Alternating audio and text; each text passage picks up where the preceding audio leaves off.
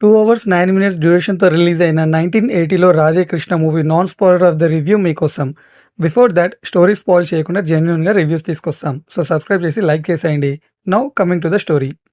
Title చదవగానే అర్థమవుతుంది movie 1980లో జరుగుతుంది అని. సో హీరో వాళ్ళ విలేజ్‌లో క్యాస్ట్ ఫీలింగ్స్ ఎక్కువ. హీరోది లోవర్ క్యాస్ట్. హీరో వాళ్ళ డ్యాడీ కులం గురించి ఉద్యమం చేస్తుంటారు. హీరోయిన్ హయ్యర్ క్యాస్ట్ అమ్మాయి. సో వీళ్ళిద్దరూ ప్రేమించుకున్న తర్వాత ఏం జరిగింది? ఎలాంటి సిట్యుయేషన్స్ ఫేస్ చేశారు? అనేది rest of the story. Basically ఈ మూవీ ఒక డీసెంట్ లవ్ స్టోరీతో పాటు విలేజెస్‌లో క్యాస్ట్ ప్రాబ్లమ్స్ వల్ల ఎలాంటి పరిణామాలు ఉంటాయో చెప్పే మూవీ. సో మూవీ చూసాక నా ఒపీనియన్ జస్ట్ యావరేజ్ అండి. Once watchable. Starting 15 minutes movie చాలా స్లో ఉంది. బట్ మెయిన్ స్టోరీ స్టార్ట్ అయిన తర్వాత పర్లేదు. అలానే ఎంగేజింగ్‌గా ఏం లేదు.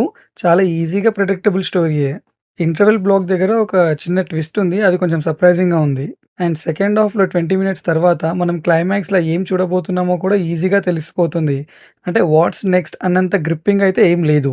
లవ్ స్టోరీతో పాటు క్యాస్ట్ కాన్సెప్ట్ తీసుకున్నారు. బట్ రైటింగ్ వర్క్ అస్సలు స్ట్రాంగ్‌గా లేదు.